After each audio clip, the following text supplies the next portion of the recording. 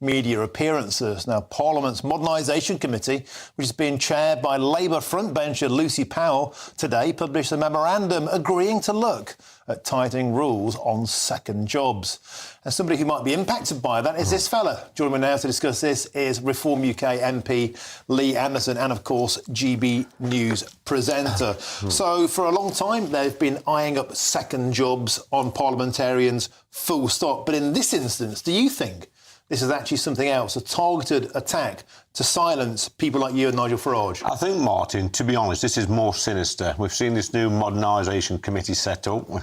Some people may say it may be like a kangaroo court. I think it's got 9 Labour MPs, 3 Conservatives, 2 Lib Dems. Funnily enough, not one single Reform UK member of Parliament is allowed to go on these committees. They're going to make decisions that affect all of us in Parliament, and it's chaired by a cabinet member as well, which is unheard of for a select committee.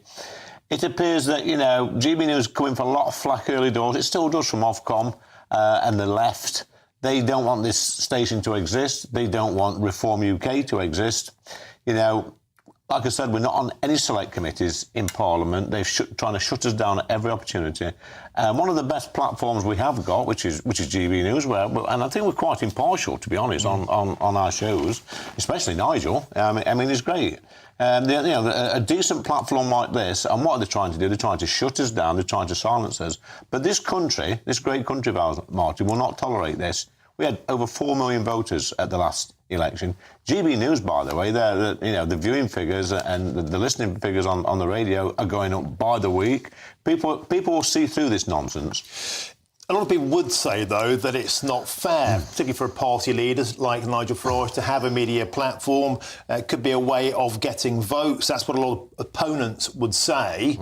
But do you think that's a fair thing? And also, there are second jobs for many, many parliamentarians of many, many different stripes. Is it going to affect everybody, or are they specifically just eyeing up those with a media platform? Look, Martin, I mean, it is our job as politicians to get votes and to use whatever means possible to get votes, whether that's through our social media, getting out there, talking to people.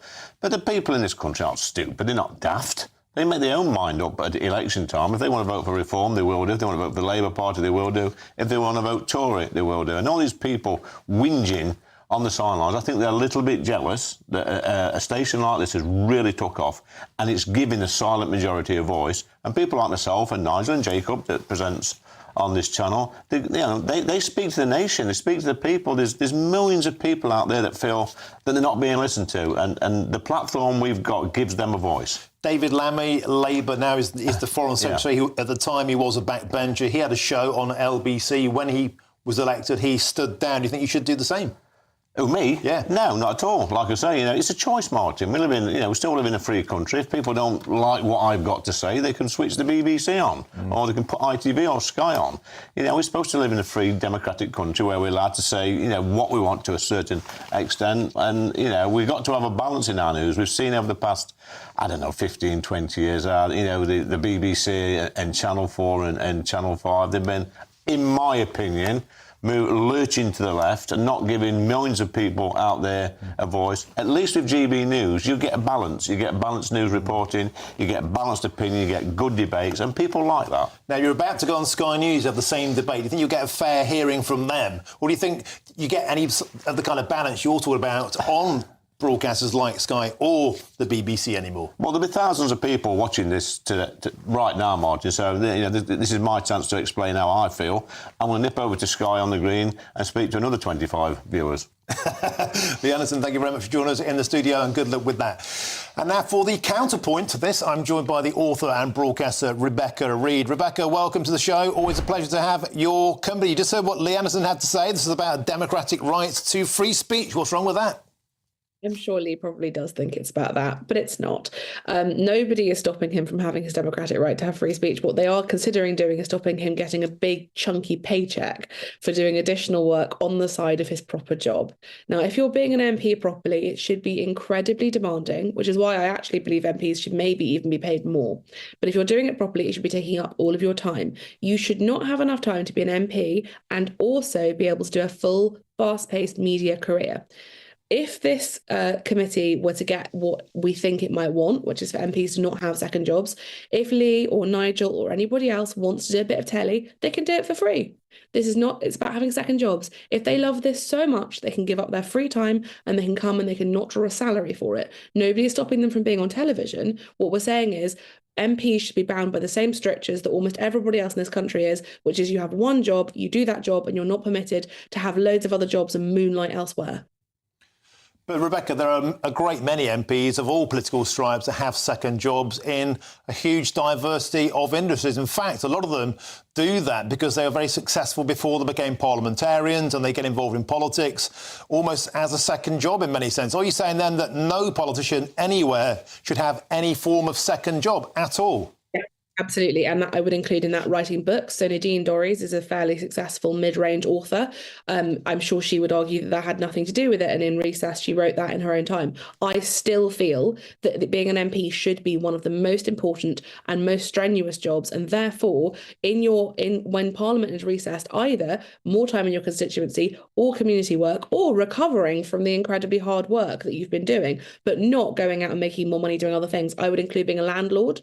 I would include doing any other job, including being a doctor. I don't think you can be a doctor 2 days a week and an MP the rest of it. And also, the issue with having another job is that it biases you. It means you have a conflict of interest. It means that you're hearing from one demographic of people, and you have your specific sector in your ear, and that doesn't make you a neutral MP for your constituency. OK, Rebecca, we have to leave it there. But Lee Anderson was about to leave, but he heard you. He'd like to have a quick go, because you've been accused of earning a fat chunk of money on the side. Should surrender it. Oh, listen, I'd like to know how much this young lady pays in income tax here. I pay a lot of money, and the income tax I pay from my GB News salary actually pays for one qualified nurse every single year. That's my contribution from GB News. And she talks about, MPs not being impartial or not being impartial. But we're politicians, we're in political parties. I have a set of values which I stick to. Unfortunately, some constituents will never agree with me, but lots do. My vote should... Your job is to serve the people who elected you. You are a public servant. It shouldn't be about what you want. It should be about what the people who gave you your job want. Well, listen, let me come back on that. You know, just a couple of years back, young lady, when we had COVID on the pandemic... Would you mind not calling me young lady? My name is Rebecca. Is there a pronoun conflict? Not a pronoun contact. I'm not particularly young. I'm in my 30s, and my gender is irrelevant. If you could just call me Rebecca, which is my name. I've worked on GB News for okay then, Rebecca. We have met each other. Okay. Yeah, okay. I think what you need to do, Rebecca, is go back to bed and call for a nurse. Hey, come on, gentlemen, let's keep it's ridiculous. It's ridiculous, Martin. This is absolutely ridiculous. Let's keep it civil. All right, that was... Thank you so much for that witty piece of debating. What a really clever response. Let's knock it on the head. Lee, Rebecca, thank you very, very much indeed for joining us on the show. Great start to the show. They're great fun. Now, moving on swiftly, it's time for the Great British Giveaway now, and the biggest cash prize we've ever given away, £36,000 could be yours, and that's tax-free. An extra £3,000 in your bank account each month for an entire year. Here's the details you need to make it yours.